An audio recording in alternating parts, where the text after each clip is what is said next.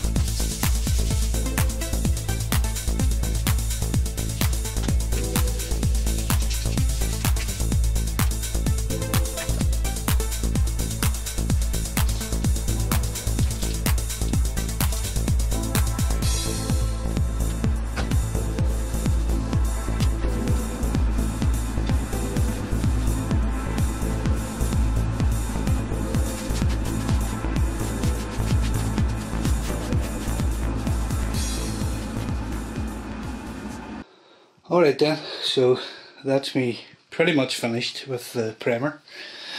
I'm really happy with how this turned out. Yeah, it's taken a few days. Basically most of it's taken up by drying time. You know, I'll put a couple of coats on and then I'll bugger off and do something else for 2 or 3 hours before I come back and do a bit more. So I've used 2 tins of primer doing this. There's a drop left in each tin, but if you go, you know, if you try to use the very last of it, it starts spitting out and can cause you more problems. So yeah, pretty much 2 tins. But I'll try and get you in close here. Now bear in mind, this is has had a final sand and it is sort of scratched, but it's sort of meant to be like that. It's a key for the top coat to go on. If I leave this completely smooth, the top coat won't stick very well, so you have to leave, you know, like scratches in it, something for the top coat to grip onto. But pretty much all the pits are gone. What you can see there's sort of a bit of texture in the paint, really. I'll try and get you as close as possible here.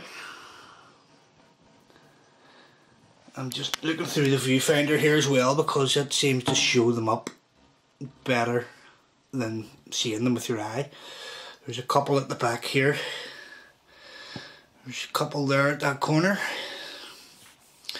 Again, you can sort of spot them with your eye.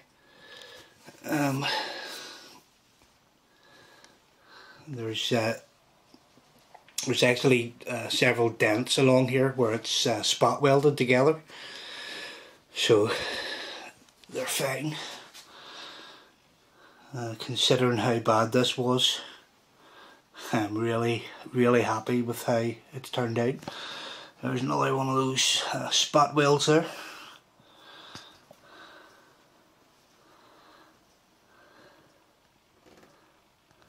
Again, that's all just texture in the paint. Pretty much no pits left. Even the big deep one, I don't even know where it was. It was sort of this sort of area is completely gone. Just trying to get a decent angle here with the light shining on it, just to pick up the details. And along this front edge here was quite bad, so we've got it really nice as well.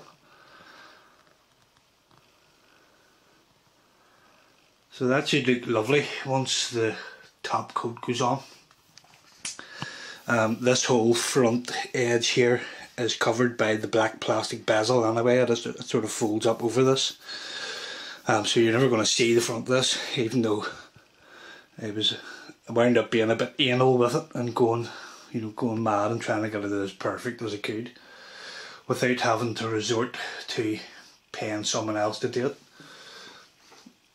There's a pit there, if you can see it. But again, that's going to be covered with the black plastic bezel. You're never going to see that. And that's the top. That was the worst part, and that is the part I've spent the most time on. The back of the case, I pretty much just give it a light sand and put, you know, a few good heavy coats of primer on. I haven't even really bothered sanding it down, so you can see it's quite textured on the back of it there. Again, nobody's ever going to see it. So once the top coat goes on, it'll look fine. Oh, sorry, I'll try and do this with one hand. Covered in dust here. Get the dust off it. So these sides have come up really well as well. Again, you can see the spot welds. There's a spot weld there. There's a spot weld there. But you can see them in on the original, you know, through the paint. So them I'm not worried about, it's just really the rust pits, which are pretty much gone. Bar one or two in inconspicuous areas. A couple there.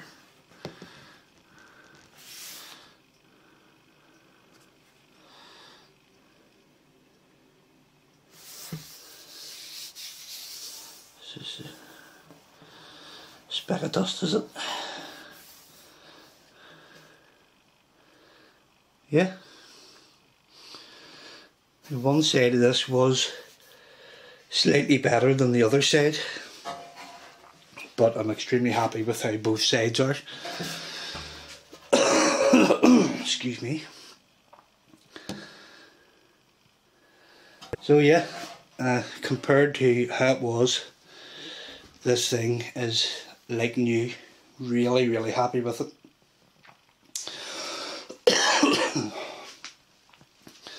So that's it for the priming stage. I haven't bought any top coat for this yet. I need to buy a white top coat, and then I need to buy a matte clear lacquer to finish it off. And I would have had the money to buy those parts if I hadn't bought that SD card solution for the PET. Yeah, that's where the money went instead. But I'm not in really any real rush to get this done. I'm just going to take my time at it and try and do it as best I can. So looking at the rest of the case here, this whole top part is plastic, so I need to buy a different primer for it. I need to get a plastic coat designed specifically to take to plastic. So it will get a primer of plastic coat, and there's one bad bit on this case, which is right above the keyboard here. There's a couple of quite deep gouges, but it's actually, there's like it looks like this has been, you know, it's like a plastic case that they've put like a textured coating on, and this scrape goes right through that top coating. And if you can see, the top coating is quite textured, so the whole PET is sort of stippled. So I'm not sure exactly how I'm going to deal with this yet. I'll probably fill this one with a bit of filler, just because it's so deep. These ones I may just do the paint thing again. I can actually, you know, brush some paint into these specific parts. You can see how small they are. So that's my only concern with the plastic case. I can fill these in and get them level, but if they're not stippled like the rest of the case, you will see them even through the coat. You'll see a smooth part. So filling them isn't a problem. Stippling them might be a problem. I'll figure something out. So the black bottom half of the case is really rusty, but it isn't as, you know, it's not as visible. So basically it's going to get taken right back to the metal the same way it did the top half of the case with the wire brush, and it will get a good probably zinc primer, because the zinc will help to kill the rust. And it's actually sort of like a satin black. It's not, I wouldn't say it's gloss, it's not matte black either, so probably satin black for the bottom of the case here. Yeah, I'm not going to spend an awful lot of time on that. I'll get this front edge nice and smooth. The rest of it will be, you know, tarted up, but I will make sure I get all the rust off it. And this part that holds the screen into place, this is all metal and it's quite rusty. This part in particular is visible. Once the black bezel actually sits in this dark ridge here, sort of where the bezel comes down to, so you can see this part. So this will need to be pretty much perfect, this front edge, because it's right in front, it's very visible. Inside there is really bad with rust on the chassis, but this whole part bolts down onto the plastic part of the case, so I can lift this all up off, which I'll need to do anyway to paint the top of the case. My only worrying part is I probably need to take the monitor out of this chassis, and everyone knows these things carry big voltages, so I'm not particularly looking forward to that part. I should be able to lift the monitor and the board out all in one piece, and then it will leave me this metal bracket basically to work on. But I need to get that rust out of there, because basically rust is like cancer. If I don't treat it, it will spread. It will only ever get worse, even though it's dry now. You know, it's still the potential to spread there. So the good thing is that this all comes apart. These are the screws that hold that chassis. The bracket that holds the monitor is held on with these 4 screws. So that part comes away from the plastic of the case. The plastic of the case comes away from this piano hinge here, goes right across, which holds it to the bottom half of the case. So you can see there's screws holding that in there. It's actually spot welded along onto the case, but I can take the plastic off it no problem. And yeah, the bottom half of this case is pretty bad, so I need to strip this thing, get this big capacitor out, get the transformer out and anything else, and basically spend a few hours treating the rust on this. So still plenty of videos to come. Alright guys, hope you enjoyed watching.